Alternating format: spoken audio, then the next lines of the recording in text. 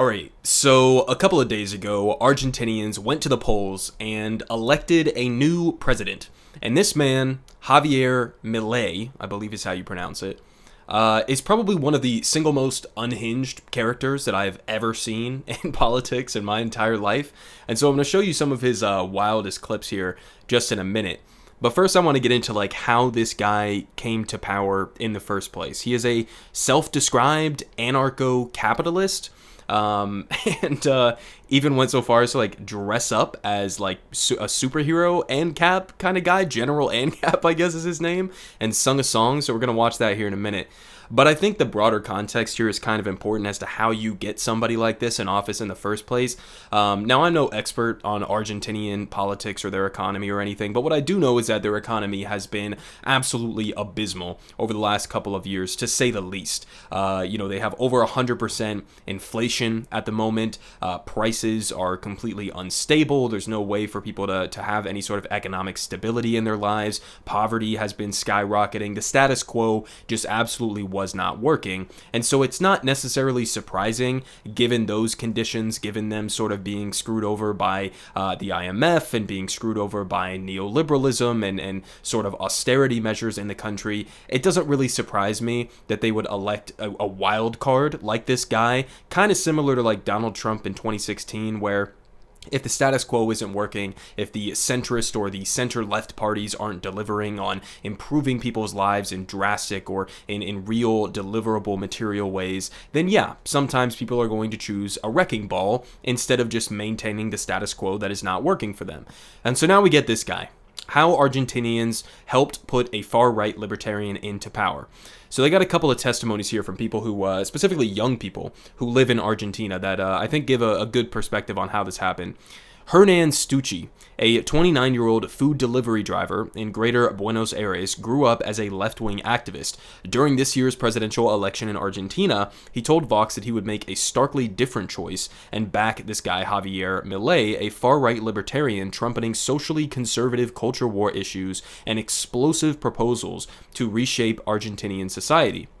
He says it was a kind of innocence in October, discussing his previous support for left-wing leaders. It's not like us poor people ever stopped being poor. So again, the status quo, the center-left party, not exactly helping people. So then you have people who even identified as left-wing activists turning around and ending up voting for this guy. Now, I don't think that this guy is going to help these people in any way, shape, or form. But again, it's kind of like when you don't give people any real options, maybe they choose the wild card. So they say Milei shocked the country when he topped Argentina's two main political forces in a primary election back in August, and now he's defeated Sergio Massa, a left-wing establishment candidate in a runoff election. This also probably didn't help the case for this centrist party here. The fact that this guy was leading the ticket, because this guy is the finance minister in Argentina. So you have a completely wild card, totally insane anarcho-capitalist guy on the right, and then you have this guy who is the face of the economic turmoil that people are facing right now. Probably not the best political strategy there. They say according to provisional results, he won about 55% of the vote.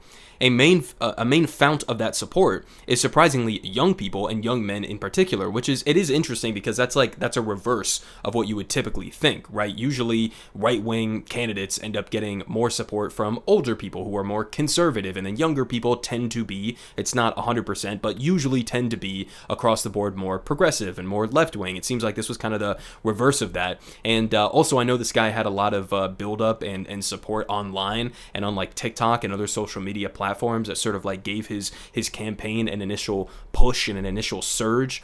But they say Milei, we already read that paragraph. Here we go. Ahead of a previous round of voting in October, polls indicated that almost 50% of young voters between 29 and younger backed this guy, the wild-haired outsider and self-described anarcho-capitalist who inveighs against traditional politicians, branding them as members of a caste that must be done away with. His campaign slogan, Que se vayan todos, or get rid of them all, carries echoes of the Trumpian drain the swamp. And of course, obviously, like, Trump didn't drain the swamp. He immediately filled his cabinet with the swampiest of swamp creatures you could possibly imagine. Guys like Steve Mnuchin and John Bolton and the rest of those motherfuckers. So it'll be interesting to see what this guy does. And it's also interesting because apparently he doesn't have many allies, like, immediately from his coalition inside of their government. So it may be a little bit difficult for him to get all of his policies that he wants passed. But we'll see what happens. There's definitely a lot of energy around him right now. A win by Milei's ascendant campaign in Argentina in some ways serves as yet another indicator of the far right's rise across the Americas and around the world. But young voter support sets him apart from the far right stars that he is often compared with, including Trump and Jair Bolsonaro from Brazil, both of whom were shut out by young voters in their recent election bids. And they say with, again, over 100% inflation crushing Argentinian pocketbooks, Milei's proposed solution is a radical plan, here we go, to abolish the central bank and to dollarize the economy.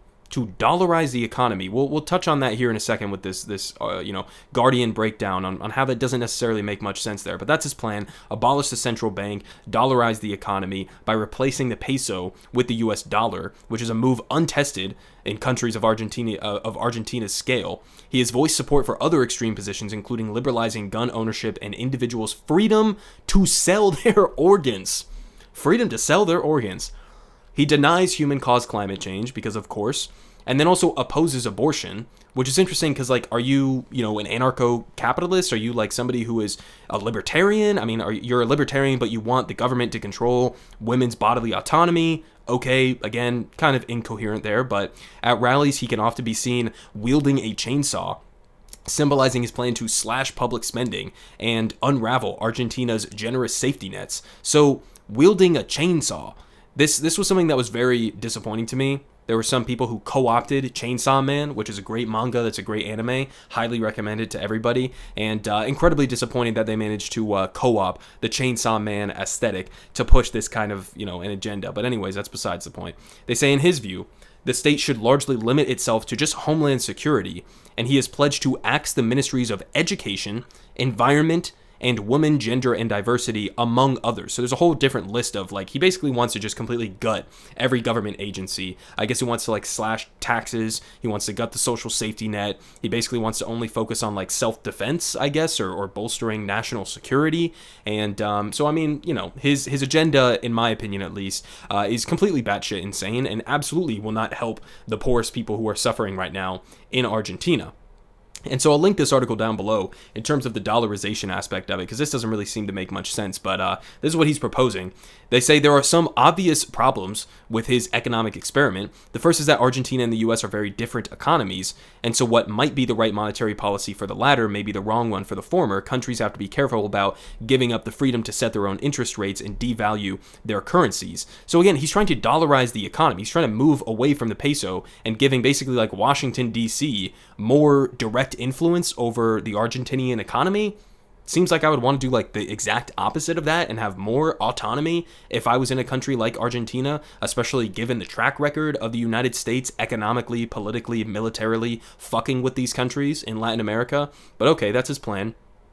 The second problem is more practical. Where would Argentina get its dollars from? At present, the central bank has almost no US dollar reserves to speak of and lacks the access to global capital markets to obtain the stocks that would be required to keep the economy going. In theory, he could apply to the IMF for a loan, but the chances of success on that are not high because Argentina is already the biggest borrower from the IMF and currently owes it $44 billion. So, I mean, this is just not making much sense, right? They say third, even if a solution can be found to the technical problems associated with abandoning the peso, his shock treatment could blow up in his face relatively quickly because dollarization is a one-way street and a policy gamble with no exit that could lock Argentina into an unstable course and crash land the economy. And it would actually, apparently in the short term, most likely lead to inflation going up even further because you are then devaluing the peso in order to go about this dollarization process. So this entire situation makes no fucking sense. Not exactly surprising, coming from a guy who does stuff like this. Now, this is not from when he was back in high school or something. This was like on the campaign trail. He was dressing up as General ANCAP. Let's listen to a little bit of his performance here.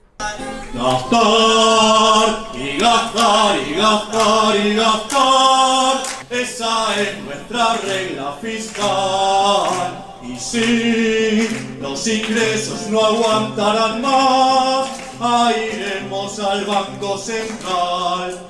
Y eso Okay, have you guys had enough of that yet? I'm gonna keep playing. será inflacionario. Y eso será inflacionario. Okay, that's enough of that. Now, as Thought Slime pointed out down here, how do you know it's him? He's wearing a mask. So maybe this is an imposter. Who knows? But no, in all seriousness, that is legitimately this guy. He's sort of like a Reddit president kind of thing. And, you know, it is what it is. This is who he is. Now, I've also seen a couple other things that, you know, this is sort of a video he put out where he's going through and ripping off all of the different agencies that he wants to torch. Let's listen to this a little bit. Turismo y deporte, afuera. Ministerio de Cultura, afuera. Ministerio de Ambiente y Desarrollo Sostenible, afuera. Ministerio de las Mujeres y Género y Diversidad, afuera. Ministerio de Obras Públicas, afuera. Aunque te resistas. Ministerio de Ciencia y Tecnología e Innovación, afuera. Ministerio de Trabajo, Empleo y Seguridad Social, afuera. Ministerio de Educación, Adoctrinamiento, afuera. Ministerio de Transporte, afuera. Okay, so you get the point. Slash every single thing that the government does, let the so-called free market run everything. I mean, like, the deep irony in this, I think, is that, like, how is this going to actually help the situation right now economically for the 40% or so who are in poverty in Argentina right now? By slashing the Ministry of Health and the Ministry of Education and the Ministry of Labor and the Ministry of Science and Technology and Public Works, like, that's going to uplift people because you're privatizing all of these industries and deregulating everything and allowing the wealthiest people in the country to have even more control over the economy. I mean, none of this is adding up in any way, shape, or form. But again, I mean, it's like, if the status quo is also shit, well, then maybe you end up with a guy like this, even if he's not going to improve at anything. I mean, it's the same fucking thing with Trump, right? Oh, I'm going to drain the swamp. Oh, you know, you've been forgotten by all of these corrupt Democrats and establishment Republicans. And it's like, you know, you've been fucked over by these endless wars and all of that. And so Donald Trump had some decent critiques there. He was accurate in the critiques, but then the solutions, not exactly great, right? Donald Trump's biggest accomplishment when he was in office was a tax cut for the billionaire and millionaire class in this country. Right? And so, I mean, it seems like it's the same fucking thing here, right? A couple other crazy things about this guy. In a June 2022 interviews, this is just last year, when asked about his stance on the sale of children, this new president-elect said, quote, "It depends." So we got the sale of organs, we got the sale of children. What does this guy not want to sell? Maybe his dogs. Here from Sky. Javier Milei, the new right-wing president of Argentina, has claimed that his 5 dogs, all clones of his original dog named Conan, okay, named from the 1982 Conan movie, he says are the best strategists in the world and advise him on a host of different issues. So he's got one dog that, like, advises him on foreign policy, one dog that, like, advises him on the economy and shit. Like, I'm not even kidding. Like, this is what he thinks. Like, he thinks, like, he hears voices in his heads and that his dogs are communicating with him. Okay, clone dogs. He has clone dogs who are his political advisors. All right. And also he's a big Israel simp, apparently. So, I mean, there you have it. This is the new president-elect of Argentina. I guess good luck. Again, it's not as if things were going great before, and then we had this new guy who shows up and he's going to ruin everything. Things were not going great before. And, you know, obviously there is some serious structural change that needs to happen economically within Argentina. I just don't think that going in the anarcho-capitalist guy who talks to dogs and, you know, wants to sell organs and children route is going to be the best option. Everyone is saying good politic guy has the best politic. Believe me, no one does it like him.